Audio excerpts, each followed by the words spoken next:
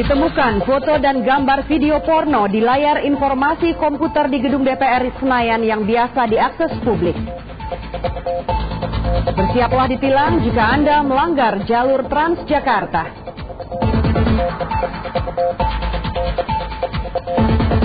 Karena ide kreatif Keong Racun, tawaran komersial menanti duet mahasiswi asal Bandung.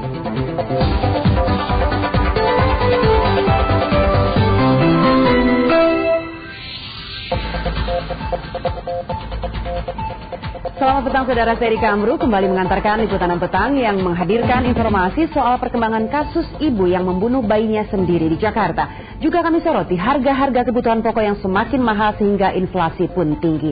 Saudara, inilah informasi liputan petang selengkapnya.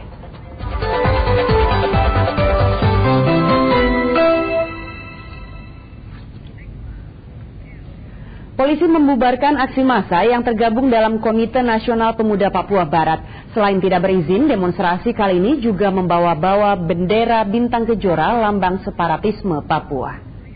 Tidak diberikan izin, kau minta izin ke sana. Sekarang di sini tidak diberikan Persika. Siapa lagi kamu langgai kalau bukan kamu ya dosen. Kapolsek Amban memerintahkan anak buahnya menyita spanduk yang bergambar bintang kejora karena dinilai mengganggu ketertiban umum dan melanggar undang-undang. Sempat terjadi ketegangan antara polisi dan pengunjuk rasa yang sebagian besar mahasiswa Universitas Negeri Papua. Mahasiswa menuntut peninjauan ulang terhadap penentuan pendapat rakyat atau PPRA di tahun 1969.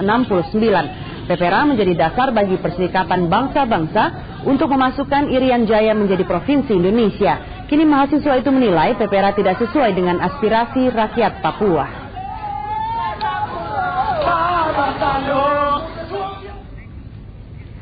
Polisi akhirnya menetapkan 30 orang sebagai tersangka bentrokan di Rempoa, Tangerang Selatan. Penetapan ini dilakukan setelah penyidik polisi memeriksa secara intensif 32 anggota organisasi massa Forum Betawi Rempuk atau FBR yang diduga terlibat kerusuhan.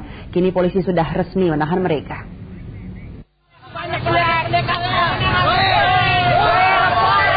Penyidikan polisi terhadap bentrok organisasi massa Forum Betawi Rempuk atau FBR mulai menemukan titik terang. Hari ini polisi telah menetapkan tersangka dalam bentrokan yang terjadi di Rempoa, Tangerang Selatan, Sabtu malam lalu. Kepala Bidang Humas Polda Metro Jaya Kombes Boy Rafli Umar menyatakan tersangka kasus Rempoa sebanyak 30 orang. Terhadap 22 orang diantaranya akan dilakukan penahanan hari ini, sedangkan 8 orang lainnya dikenakan wajib lapor. Antara mereka ini berbagai macam unsur pelanggaran yang dipersangkakan, mulai dari membawa senjata tajam, kemudian melakukan pengerusakan, dan juga ada unsur pembakaran juga. Keributan bermula saat ada kabar tentang penurunan bendera FBR di kawasan Rempoa, Tangerang Selatan. Lantas anggota FBR melakukan sweeping pada Sabtu petang hingga isunya berkembang ada pemukulan dan pengeroyokan. Bentrokan massa FBR dengan komunitas Betawi Kembang Latar dan pemuda Pancasila pun tak terhindarkan. Kabar lain menyebutkan bentrokan dipicu karena rebutan lahan kosong yang sedianya akan dijadikan tempat parkir untuk mal yang akan dibangun. Kejadian selanjutnya, massa FBR yang dihalau Brimob ke arah Kebayoran Lama malah beradu fisik dengan massa Forkabi di Jalan Kreo hingga Jalan Arteri Pondok Indah. Keadaan mencekam ini berlangsung sepanjang malam. Akhirnya, pada Minggu siang, para tetua 4 organisasi massa yang terlibat bentrok berembuk bersama Kapolda Metro Jaya. Mereka pun sepakat berdamai. Olivia Natalia dan Yuli Sasmito melaporkan dari Jakarta. Informasi berikut ini mengenai fenomena kemiskinan di negeri ini, saudara. Tidak siap mental mempunyai anak lagi. Itulah alasan sederhana seorang ibu yang bernama Sunari hingga ia tega membunuh bayinya sendiri. Alasan ini pula yang membuat polisi hari ini memeriksa kejiwaan Sunari di Rumah Sakit Polri, Jakarta Timur.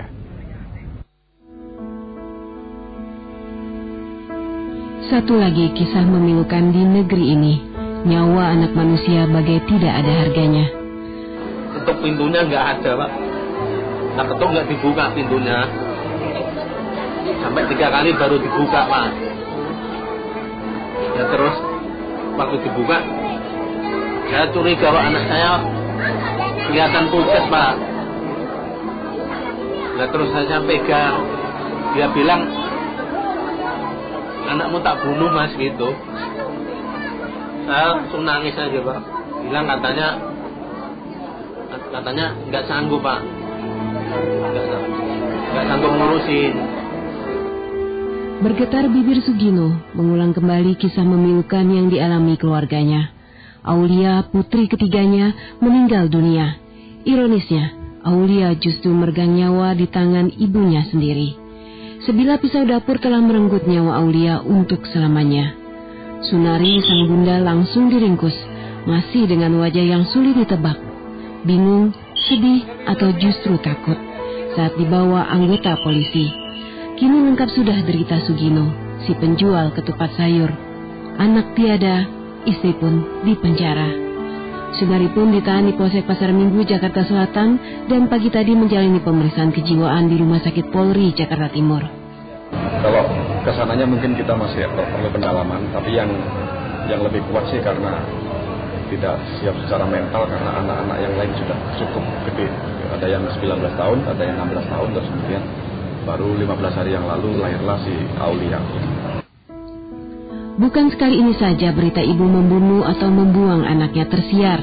Entah sudah tak terhitung banyaknya bayi titipan ilahi disia-siakan begitu saja. Dibuang ke tempat sampah, disia-siakan di pinggir jalan, bahkan dibunuh oleh sang bunda. Entah karena malu, entah karena kemiskinan, atau justru tidak diinginkan. Bayi-bayi mungil tidak berdosa pun menjadi korban. Isa Ansori melaporkan dari Jakarta. Kisah yang sangat memilukan. Saudara, kini kita beralih ke informasi lain. Di tengah gencarnya upaya pemerintah melayan konten pornografi, siang tadi layar informasi komputer di Gedung DPR Senayan, Jakarta yang biasa diakses oleh publik, tiba-tiba justru menampilkan foto-foto dan gambar video porno. Belum jelas bagaimana gambar-gambar itu bisa termuat di komputer layar sentuh yang disebut e-kios tersebut. Selama hampir 15 menit siang tadi, e-kios atau komputer layar sentuh yang memuat soal agenda dan seputar Dewan Perwakilan Rakyat memunculkan gambar-gambar cabul dan porno dari sejumlah situs porno. Sontak kejadian mengejutkan ini menjadi sorotan wartawan. Entah bagaimana gambar-gambar itu bisa termuat, sebab selama ini komputer layar sentuh itu tidak bisa diakses untuk berselancar di internet oleh publik yang berada di area DPR. Oh, yang jelas saya aku mencoba. Saya tutup tidak bisa, tapi kalau dibuka lain malah bisa. Jadi situs tadi kita buka layar berikutnya malah bisa, tapi kalau ditutup malah nggak bisa. Memang situs porno begitu Pak? Iya, makanya itu tahu-tahu muncul seperti ini. Anda sering ya? Hingga saat ini, Sekretaris Jenderal DPR yang bertanggung jawab terhadap fasilitas informasi layar sentuh ini belum bersedia memberi keterangan soal munculnya gambar-gambar cabul dan porno tersebut. E-kios ini biasanya digunakan oleh para jurnalis untuk mengakses informasi apapun tentang jadwal maupun anggota Dewan Perwakilan Rakyat. Namun sayangnya pada hari ini ada gambar tidak senonoh yang tampil di depan e-kios ini. Dan penggunanya tentu tidak mempunyai akses untuk masuk ke dalam internet. Tapi ternyata sudah muncul begitu saja. Nah, apa yang sedang terjadi di Gedung Dewan Perwakilan Rakyat ini? Carlos Pardede dan Juniadi Setiawan melaporkan dari Jakarta. Ratusan perawat dan pegawai Rumah Sakit Jiwa Amino Gondo Utomo Kota Semarang mogok kerja. Mereka menuntut transparansi direksi dalam pengelolaan rumah sakit karena diduga banyak terdapat penyimpangan. Akibat aksi mogok ini, pelayanan di rumah sakit menjadi terganggu. Sekitar 300 perawat dan pegawai Rumah Sakit Jiwa Amino Gondo Utomo Semarang Senin pagi tidak melakukan aktivitas. Mereka mogok kerja dan hanya duduk-duduk di aula rumah sakit dengan membawa poster berisi tuntutan. Mereka menuntut agar direksi transparan dalam mengelola rumah sakit. Perawat dan pegawai mensinyalir adanya penyimpangan yang dilakukan pihak direksi dalam melakukan perekrutan karyawan baru dan lelang mobil dinas. Ya, banyak sekali yang kami rasakan kearoganan dari seorang manajer yang memang benar-benar kita rasakan ya, dari masalah lelang mobil dinas ya, kemudian yang tidak transparan. Akibat aksi ini, pelayanan di bagian rawat jalan di rumah sakit tersebut menjadi terganggu. Maksudnya gini, pengaruh pelayanannya jadi lama atau gimana? Ya, agak lambat ini. Lambat ya. Bapak udah nanti berapa lama? Mulai jam 8 tadi. Sementara itu Direktur Rumah Sakit Sri Widyawati belum bisa dimintai konfirmasi karena masih melakukan pertemuan tertutup dengan DPRD dan pihak pemerintah Provinsi Jawa Tengah. Teguh Hadi Prayitno melaporkan dari Semarang. Saudara, meski dengan alasan keamanan, sepak bola nasional kembali ternoda. Kapolda Jawa Tengah kembali campur tangan dalam menentukan pertandingan final Piala Indonesia antar Arema dan Sriwijaya FC. Tidak hanya memberhentikan pertandingan, tapi juga meminta pergantian wasit.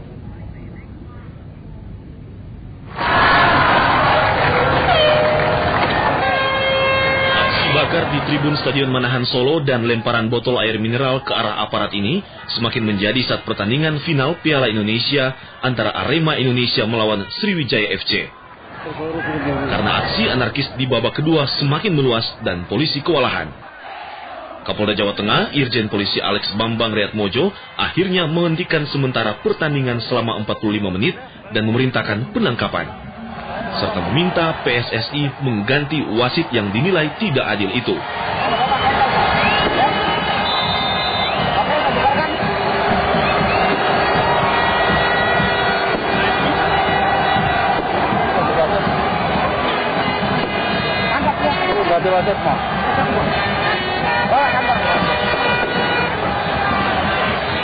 Ya, ini penonton begitu banyak, tentu keamanan harus dapat dijamin. Dengan demikian, kalau wasitnya tidak adil, bisa membahayakan keamanan. Dan ini ada, katakanlah Kapolda terlalu intervensi, itu gimana ya? Kamu tak ngomong. Kamu ngomong. Begini, orang PSSI boleh pulang ke Jakarta, tapi kalau keamanan tanggung jawabnya Kapolda, ngerti? Ya. Setelah disepakati pergantian wasit, babak kedua pun dimulai dan Sriwijaya FC akhirnya tetap menjadi juara mengalahkan Arema Indonesia 2-1. Campur tangan Kapolda Jawa Tengah ini bukan kali pertama. Sebelumnya dalam pertandingan Persis Solo melawan Gresik United yang berakhir dengan disidangkannya kedua pemain tersebut dan divonis bersalah oleh hakim. Dwi Susilo melaporkan. Kenapa persepak bolaan Indonesia tidak bisa maju? Tentu banyak alasannya. Tetapi satu di antaranya, saudara, keributan di dalam dan di luar lapangan tidak ada bedanya. Satu di antaranya saat supporter Arema Malang yang menumpang kereta api terlibat perang batu dengan warga kota Kediri, Jawa Timur. Lagi-lagi rumah warga di sekitar perlintasan kereta api jadi korban dan rusak parah.